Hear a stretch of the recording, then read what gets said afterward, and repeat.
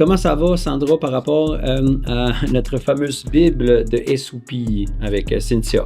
Oui, ça, c'est toujours en cours. Donc, je le fais là, quand on a un petit moment plus calme. C'est comme tout un guide officiel là, que je suis en train de faire pour tout regrouper puis structurer la documentation qui est existante dans un seul document là, clair puis organisé. Okay. Exactement, c'est ça. C'est sûr qu'il y a comme un travail de consolidation à faire, là, parce qu'avant, on avait des processus documentés un peu partout. Parce que, tu sais, dans le fond, on va se le dire, là, nos deux plus gros SOP importants, c'est tout le processus acheteur puis le processus vendeur, tu sais, parce que c'est les deux processus où est-ce que le client est directement affecté, tu sais. Puis c'est comme son onboarding à travers tout le processus. Fait que c'est vraiment ces deux-là où est-ce qu'il faut qu'on soit sur la coche, tu sais. Il faut s'assurer que le client soit répondu à tous les stades du processus, du début de l'évaluation de la propriété, même avant, là, jusqu'au notaire. Puis encore là, il y a toujours des choses à régler, même après le notaire. Donc, c'est sûr que ça, c'est les deux plus importants. Puis c'est les plus difficiles jusqu'à un certain point à déléguer. Oui, c'est faisable, mais il y a tellement d'étapes que c'est sûr que ça peut prendre du temps. Ouais. Je pense que c'est pour ça aussi que ça nous a pris un peu de temps à essayer d'intégrer le CRM, les automatisations, parce qu'au début, on voulait avoir beaucoup le contrôle là-dessus. T'sais. Là, on est comme dans une phase où est-ce qu'on est en train justement de le faire, puis qu'on doit continuer à plus l'automatiser, mais où est-ce qu'on va toujours avoir une vigie dessus de toute façon. T'sais.